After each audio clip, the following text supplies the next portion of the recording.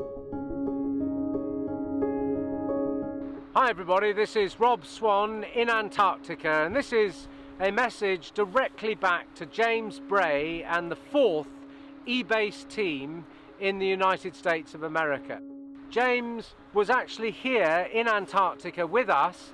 He returned home with a dream, and the dream was to build an EBase on the Apple Ridge farms and get that going. I mean, that to many people would be mission impossible, but James and his team, supported by AkzoNobel, have made that dream a reality. We've taken nearly 2,000 people on the International Antarctic Expedition Program over the last 12 years to here in the Antarctic, and your story, James, is hugely inspirational.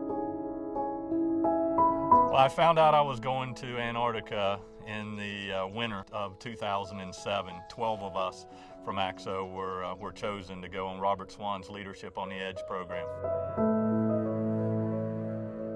When we saw land for the very first time, we were at a place called Bellingshausen. That's where the EBase Antarctica is located, and Robert Swan had just lived in the EBase down there for a couple weeks. And when we got in the EBase, it was climate controlled, using no fossil fuels. One of the first things you see as far as climate change, and we're in a place that is so cold and everything, and you're just watching all kinds of ice breaking off of Antarctica. I came back and knew I had to do something. The EBase Antarctica really stuck in the back of my mind as what it meant to be in the harshest environment on the planet and be inside and be comfortable. If you can do it in Antarctica, you can do it anywhere.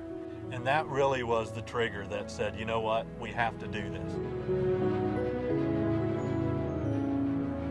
When I was talking to Peter Lewis of Apple Ridge Farm, one of the things he was doing is actually converting cabooses into bed and breakfast. Bells went off in my head and said, why don't we make the EBase in a boxcar?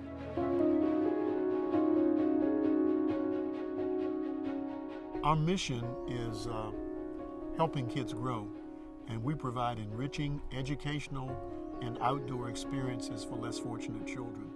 Many of our kids don't understand what's happening outside of their immediate environs. When I heard about AkzoNobel's commitment to the environment and their idea about sustainability, it's exactly what we want to try to teach our kids about here at Apple Ridge.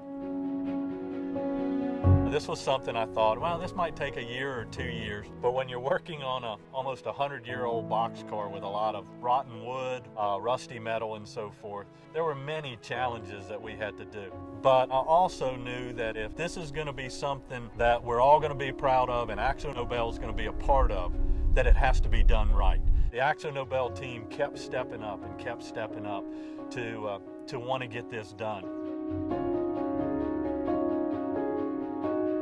The gift of the EBase, which we would not have been able to afford on our own, will give us a living learning laboratory for us to show kids and visitors about what sustainability does in the future. So this will be a gift that will live for a long, long time. The focus of this is the kids, the future leaders, and showing them what's possible. Sure, we do all this at work, with Planet Possible, with Human Cities, with sustainability, but do we actually take it home and do it? This has taken a lot of work, a lot of energy for a lot of people. As Robert Swan likes to say, you didn't just build an EBase, you built the Rolls Royce of EBases.